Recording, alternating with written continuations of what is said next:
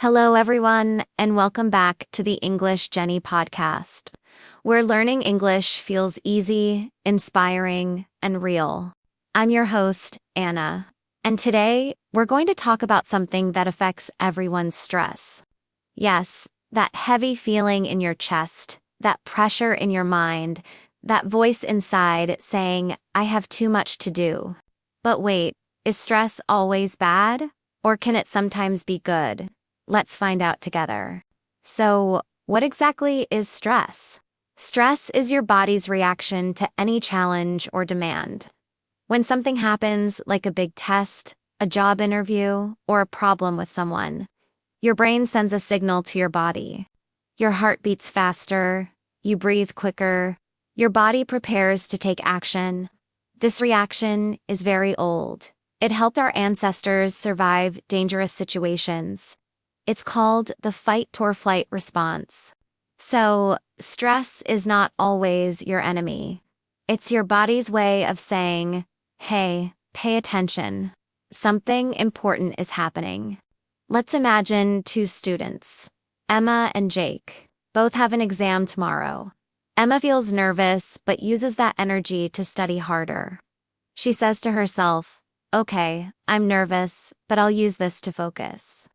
Jake, on the other hand, feels nervous and thinks, I can't do this. I'm going to fail. Same situation, different reactions. So here's the truth. Stress has two sides, a negative side and a motivational side. There's a word for positive stress, eustress. That's good stress. It's the kind that pushes you to perform better, to prepare, to take action. Negative stress, called de-stress, happens when pressure becomes too much. It makes you freeze, worry, or feel hopeless. Think about a deadline. Most people hate deadlines, right? But what if there were no deadlines? Would we ever finish our projects? Sometimes, a little bit of pressure helps us move forward. Stress can become motivation when you see it as a challenge, not a threat. You focus on what you can control. You use that energy to take action instead of getting stuck in your thoughts.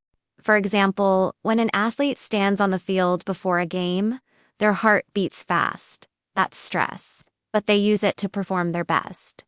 So, stress itself isn't the problem. It's how we see it and use it. For example, when an athlete stands on the field before a game, their heart beats fast. That's stress, but they use it to perform their best. So, stress itself isn't the problem. It's how we see it and use it. Then, they put both groups under pressure. Guess what? People in Group B, the ones who saw stress as helpful, performed better, felt more confident, and recovered faster. Their bodies even released different hormones. More DHEA, which helps your brain grow and learn, and less cortisol, the stress hormone that causes damage when it's too high. So yes, your mindset about stress changes how your body reacts to it. Let's talk about daily life. When you wake up late for work, when you get stuck in traffic, when someone says something rude, that's everyday stress. It's small, but it builds up. If you let it control you, you feel tired all the time. But if you use it as feedback, like a signal, you can grow stronger and calmer. For example, you get angry because you're always late. Maybe it's time to change your schedule. You feel nervous about speaking in public. That's your chance to practice and improve. Stress can show you where you need to grow. Let's change how we talk about stress. Instead of saying, I'm stressed, try saying, I'm challenged. Instead of saying, this is too much, try saying, this is helping me become stronger. Stress is like a teacher, strict but fair. It doesn't come to hurt you. It comes to show you your limits and how to go beyond them. You can't grow in comfort, you grow in challenge. And challenge always brings some stress. Of course, we can't ignore the dark side. When stress is too much for too long, it becomes dangerous. If you can't sleep, can't focus, feel anxious all the time, that's not helpful stress. That's your body saying, I need a break. Long-term stress can hurt your health, your heart, your digestion, even your memory. That's why balance is key. Motivational stress pushes you forward. Toxic stress pulls you down. So, how can we stay in the healthy zone? Here are a few simple steps you can try. 1. Breathe deeply. When you feel pressure, stop and take slow breaths. It tells your brain that you are safe. 2. Move your body. Exercise helps release stress energy. Even a short walk can change your mood. 3. Talk to someone.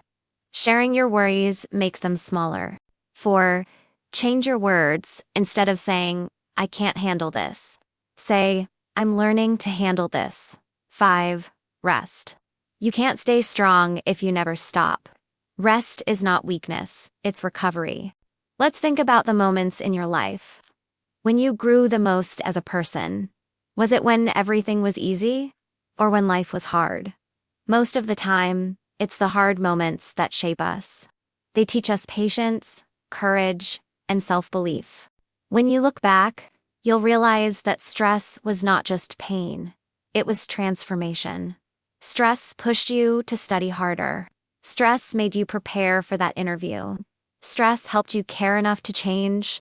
So yes, stress can be your hidden gift. Let me tell you a story. There was once a young pianist named Mia. Before every concert, she felt sick from nerves. Her hands shook, her heart raced. One day, she told her teacher, "I hate this feeling. I wish I could play without stress."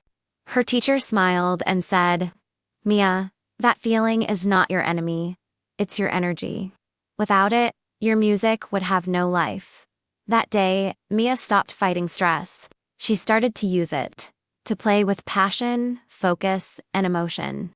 She didn't remove the stress. She transformed it. Now, I want you to think for a moment. What stresses you the most in your life right now? Is it work, school, family, or maybe yourself, your own expectations? Whatever it is, ask yourself, can I see this stress as a signal, not a punishment? Can I learn from it? Because maybe the thing that stresses you the most is the same thing that will help you grow the most. So, is stress negative or motivational? The truth is, it's both. It depends on how you see it. Stress can break you, or it can build you. It can make you anxious, or it can make you strong.